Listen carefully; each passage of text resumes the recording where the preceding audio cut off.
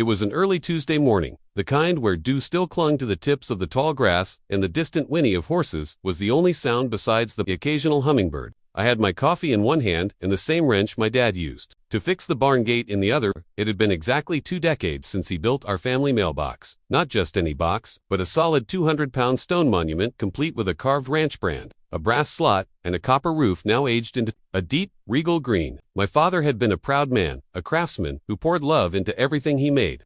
That mailbox was the last thing he built before cancer claimed him, and it stood like a sentinel at the edge of our 2-acre ranch. But over the last year, I noticed our mail carrier, Mrs. June Holloway, 67 years old and tough as nails, struggling to deliver packages. Her little postal truck couldn't get close enough without risking a ditch, and I'd seen her nearly tumble out more than once trying to shove a parcel into the slot. I figured 3 feet. That's all it needed. 3 feet closer to the gravel edge, no big deal. It'd still be on my property, just easier for her to reach. So I set to work, wrapped a heavy chain around the base, secured it to the back of my old pickup, and slowly dragged the mailbox just 36 inches. Just as I stepped back to admire the new placement, still well within the boundaries of my deed, I heard tires screech behind me. A white SUV skidded to a halt like it was chasing a fugitive. Out came Karen Foster, the HOA president, the self-proclaimed protector of our neighborhood's harmony and aesthetic integrity. She was wearing her usual uniform, white blouse, beige slacks, and a visor, the kind you'd expect at a country club tennis match. But this morning, her face was already a violent shade of red, and I knew I was in for it. "Stop right there," she screeched, marching toward me as if I'd set fire to her front lawn. "That is HOA property. You can't move that without board approval." I stood tall and calm, wiping sweat off my brow. "Karen, it's 3 feet. It's still entirely on my land." She didn't want to hear it. She whipped out her phone and began dialing with shaking fingers. "We'll see what the police have to say about this destruction of community property." I sighed. Here we go. 15 minutes later, Officer Ryan Parker pulled up. He had that same weary expression I'd seen on every cop called out here for Karen's ridiculous complaints. Karen was practically bouncing on her heels, waving her arms toward the mailbox like she'd just uncovered a crime scene. "He's destroying community property. I want him arrested immediately," she shouted. Ryan barely got out of his cruiser before sighing. "The mailbox thing again, Karen." So this wasn't her first rodeo. Ryan walked over to me, gave me a nod, and said, "Tom, what's going on here?" I explained the whole thing, the mail carrier, the 36 inches, the property deed. I even pulled up a digital copy of the survey on my phone. "See, mailbox is still 10 feet inside my property line." He studied the screen, nodded, and took a few notes. Then he turned back to Karen. "Ma'am, there's no crime here. It's his mailbox on his property." Her jaw clenched so hard, I thought I heard her molars crack. "I'm the HOA president. I decide what happens in this neighborhood." "ETO, maybe the HOA president," Ryan said gently, "but that doesn't override state property laws." Karen stormed off in a huff, but not before slapping a giant red sticker on the side of the stone monument. It read, "HOA violation, unauthorized structure," in angry block letters. I stood there staring at that violator sticker, heart pounding. My dad had chosen that stone himself, hauled it from the creek bed, chiseled our family brand into its face. The brass slot was a gift from my uncle, a retired blacksmith. The copper roof, hand-rolled and soldered right there in the barn. Mailbox wasn't just mail storage, it was legacy. It was the last thing my dad built before the chemo made him too weak to hold a hammer. I remembered him sitting on a stool beside it, proud and quiet, as the morning sun hit the copper. It gleamed like it was blessed on now. Here it was, labeled a violation by a woman who hadn't planted a single flower in this neighborhood herself. That evening, I got home to find a folded piece of paper taped to my front door, an official violation notice from the HOA. It claimed I owed $104, unauthorized structure movement, and threatened to lien if I didn't comply. I sat down at the kitchen table and opened the envelope, expecting more Karen-fueled nonsense. What I saw made my heart sink. Attached to the notice was a map. Not my county-registered survey, but a crude drawing labeled HOA Master Plan. It showed my property line 10 feet closer to the house than what was legally mine. According to this map, not only was my mailbox not on my property anymore, but neither were half my front fence and a chunk of my gravel drive. It also cut right through my horse pasture, where Belle and Duke liked to graze. The map looked like it had been copied one too many times. Fuzzy borders, skewed lines. Some of it looked like it had been filled in with what I swear was a blue marker. And in the lower right corner, a logo I didn't recognize. I pulled my original deed from the fireproof box under my bed. It was dated 1995 and clearly described 2 full acres extending to the edge of the road. I laid it next to Karen's map and began comparing. My map was measured, surveyed, stamped by the county recorder. Karen's looked like a middle school art project. My blood chilled when I saw what was missing. The fence, the old oak tree at the boundary line, the shallow creek, none of it was shown. It was like someone had redrawn the entire block with different boundaries. I snapped photos of everything. Sarah Larson, my neighbor 2 lots down, stopped by just after sunset. She'd seen the morning drama and had recorded part of it. I got it all on video, she said, holding up her phone. Karen looked unhinged. Want me to post it? We sat on my porch going over the footage. Sarah scrolled to a blurry nighttime photo. Look, this is from last week. That's Karen out near your fence. She's got spray paint and a measuring tape. I think she's been redrawing property lines at night. She showed me 3 more photos from different nights, different locations. Same tape, same spray paint, different properties. I turned to look back at my father's workshop in the distance. This was no longer about a mailbox. Karen wasn't just enforcing HOA rules. She was rewriting the neighborhood itself, and my ranch. It was suddenly at the heart of something far bigger and far more dangerous than I could have imagined. That bright red violator sticker slapped across my family's stone mailbox wasn't just an eyesore, it felt like a scar across my father's legacy. Karen had stormed off after calling the police, and I was left with that blaring notice fluttering. In the wind, like a battle flag, the sticker read in big block letters, "Violation, unauthorized structure movement." Underneath, in smaller font, was a $100 fine and a vague threat about legal action and potential property liens. It wasn't just the sticker that disturbed MIT, was what came with it. Attached to my door was a folded packet containing a map, labeled HOA Property Boundaries. The moment I opened it, something felt off. The lines didn't match what I'd known my entire life. According to this new map, my property didn't extend to the road like my deed show did ended 10 feet before it. That would mean not only the mailbox but the entire front paddock, where my horses grazed, was suddenly not mine. I rushed inside and laid both documents out, my original deed from 1995 and Karen's map. My stomach dropped, her version pushed the boundary back so far it would swallow half an acre of land my father had fenced and maintained for decades. But then, I noticed something worse. Karen's map wasn't a county survey. It was a photocopy of a hand-drawn layout, possibly made by a child, scribbled in colored crayon, complete with mismatched lines and stars to indicate community zones. It wasn't just amateurish, it was fraudulent. That evening, just as I was sitting with a cold beer, trying to process it all, Sarah Larson knocked on my door. She lived 3 lots down and had seen the chaos unfold from her front porch. She'd filmed the police visit and Karen's meltdown. "I got it all on video," she said, holding up her phone. "And Tom, that woman is off the rails." Sarah wasn't a stranger to HOA harassment. 2 years ago, Karen had fined her $500 for planting pink petunias instead of the HOA-sanctioned marigolds. She'd fought it and lost. That's when she started documenting everything. And that's how she caught Karen on camera at 3 a.m. Creeping around with a measuring tape and cans of neon spray paint. She showed me footage, grainy but clear. Karen had been marking property lines not just on my ranch but throughout the neighborhood. "She's doing it to everyone," Sarah said, scrolling through more videos. "The Johnsons, the Millers, even the elderly Organs. She's been shifting boundaries inch by inch." When we zoomed in on one of Karen's maps, posted to another door, I saw the same thing, the same childish crayon drawings, the same developer's logo stamped in the bottom corner. Sarah and I locked eyes. Something big was going on, and it was more than just power tripping over mailboxes. Buried beneath one corner of the copied map, almost invisible, was a faded logo, Westmark Community Developments, LLC. I hadn't heard of them, but the name alone screamed corporate acquisition. What was a real estate developer's branding doing on an HOA boundary map? Sarah's eyes widened. "Tom, developers don't work with HOAs unless something big is happening, like community-wide buyouts." The possibility chilled me. Could Karen be preparing the neighborhood for sale, redefining property lines so more land could be claimed as communal and flipped for profit? It made sense.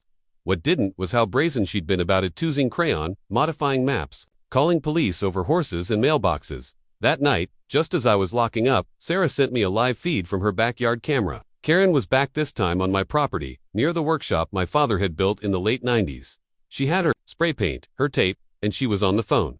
We could barely make out the audio, but one sentence rang clear: "The ranch has to go. Once it's designated as common area, they can't stop the sale." Then another voice responded in clear, Malin. Karen said, "I don't care what's under the old workshop. We'll deal with that after the property transfer." That comment, "we'll deal with that after the property transfer," haunted me.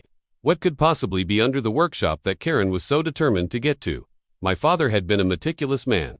He built the workshop himself, pouring the concrete foundation alone, said it had to be done right. At the time, I thought it was just pride and stubbornness, but now, I wasn't so sure. I dug through old photographs and journals that Dad kept in the den. There was nothing obvious, but one entry caught my attention. It was dated October 1998. The foundation's finally done. Sealed the bottom tight. No one can touch it without tearing the place apart. That's the way it should be. No one needs to know, unless things go sideways. My hands trembled. What the hell had he put under there? The workshop was where he built everything from custom tack for our horses to the hand-carved mailbox. But maybe it had also served as a vault, or a hiding place, or even a shield over something he didn't want found. Something Karen was clearly after. While I was trying to understand my father's cryptic note, Sarah was working on something else entirely. She'd spent the last week compiling all the security footage, incident reports, and bodycam interactions with police. The result was a 9-minute YouTube video titled, HOA Karen vs. Ranch Guy, the mailbox war that uncovered a conspiracy. It blew up overnight. Within 24 hours, it had 100,000 views. By the end of the week, 1 million. The comments section turned into a war room, filled with lawyers, surveyors, and former HOA board members dissecting every frame. Dozens of users flagged the HOA map as fraudulent, citing real-world property law. Someone identified the developer logo and confirmed Westmark had been involved in several shady land grabs across the state HOAs following a pattern: shift property boundaries, designate land as communal, sell it to corporate developers. Sarah had also submitted everything to the county planning office. Within days, a field team showed up with clipboards, cameras, and measuring wheels. They weren't just inspecting, they were investigating. When they asked for Karen Foster by name and requested original HOA boundary documents. Her response was to call 911 again. This man is harassing me with government agents. She screamed into the phone. Ryan, who'd responded to 5 of her previous calls, showed up with the same exhausted look. Karen, they're from the county. You called about illegal boundaries. They're here to clarify it. The moment was surreal. She'd finally played herself. But I had a sinking feeling that we hadn't yet reached the end of it, because whatever was beneath my father's workshop, it was still waiting. Sarah's hands trembled slightly as she adjusted the volume on her laptop. The grainy security footage of Karen skulking through Tom's yard was eerie enough, but now the audio captured something far more sinister. Karen's voice, crisped through the mic hidden in her phone, revealed intentions that chilled Tom to the bone. The ranch has to go, she said flatly. Once it's designated common area, they can't stop the sale. Tom sat motionless beside Sarah, his jaw clenched. Sale, he echoed. To who? Sarah pointed to the developer logo they'd discovered on the altered HOA map.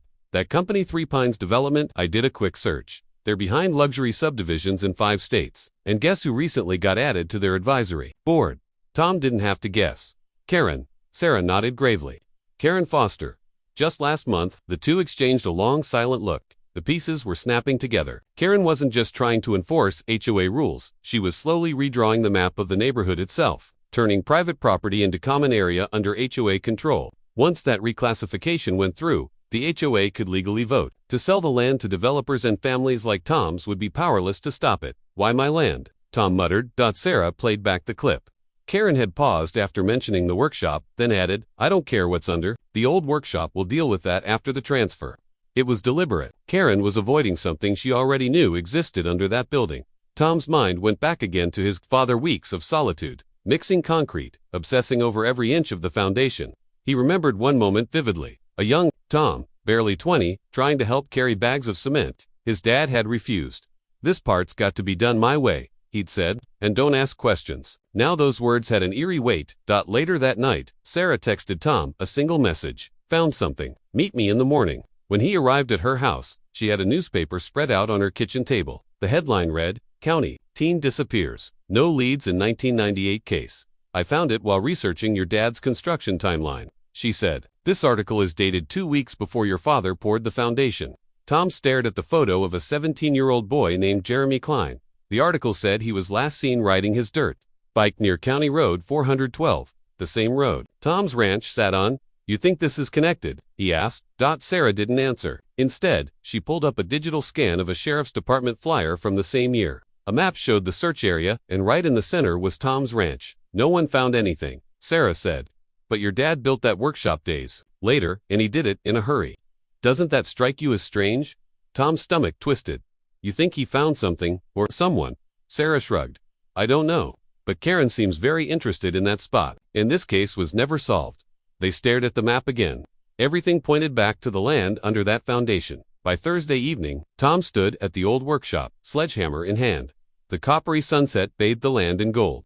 He hesitated only a moment before bringing the tool down. It took nearly 2 hours of grueling work to chip through the concrete. At one point, he found rebar laid in an unusual circular pattern, and just beneath it, the edge of a metal lid. Tom dropped to his knees, scraping away at the dirt until he could lift the object, a sealed metal box. It wasn't large, maybe the size of a toolbox, but it was heavy. Inside, he found a stack of documents, plastic-sealed deeds, letters, photos. One envelope had his father's handwriting. If you're reading this, it means something's gone wrong. Tom opened it with shaking hands. The letter explained everything. His father had discovered the HOA had tried to forge property lines decades ago. They had paid off a local surveyor to move pins on undeveloped land, setting the stage for future takeovers. He'd compiled evidence, bank transfers, altered maps, and HOA board meeting transcripts. But fearing retaliation, he'd buried it. If they ever come for the land, the letter concluded, this is your ammunition. Don't let them take what I built. Sarah uploaded scanned copies of every document to a secure drive. Tom contacted the local newspaper where a veteran investigative reporter named Grace Hadley agreed to meet. She listened for 20 minutes before saying, this could blow the lid off more than just your neighborhood. If this HOA has been forging property lines, it's likely affecting others. The next day, the headline ran, mailboxes and millions. How one HOA president drew a town. Grace had pulled records on 17 other neighborhoods run by Karen Foster's management firm. All showed similar irregularities, conflicting maps, sudden reclassifications of land, and quiet purchases by Three Pines Development. The county assessor's office began an audit. A senior official visited Tom's property personally. These markers don't match our files, he said, shaking his head. This could invalidate every HOA claim here. Court day arrived with fanfare. Reporters filled the benches. Sarah sat behind Tom, clutching her laptop. Karen arrived with her attorney, still attempting to frame Tom as a belligerent neighbor intent on destroying community harmony. But under cross-examination, it all unraveled. Grace's article had become a sensation. The prosecution had the sealed documents from Tom's father, the county's audit report, and Sarah's video footage. When shown the hand-drawn map with crayon modifications, Karen stammered. It was a working draft. The judge interrupted. You used this to levy fines and file a $50,000 lawsuit. When asked about the midnight spray painting, she broke. It was necessary, she cried. You don't understand, this was for the community. The courtroom buzzed. Karen dissolved into sobs. That the judge ruled that all HOA claims were nullified. Tom's land was restored to its legal boundaries, and an investigation was launched into Karen Foster, Three Pines Development, and several county officials. As Tom walked out into the sunshine, Sarah grinned beside him. All this because you moved a mailbox. Tom chuckled. 3 feet and the truth.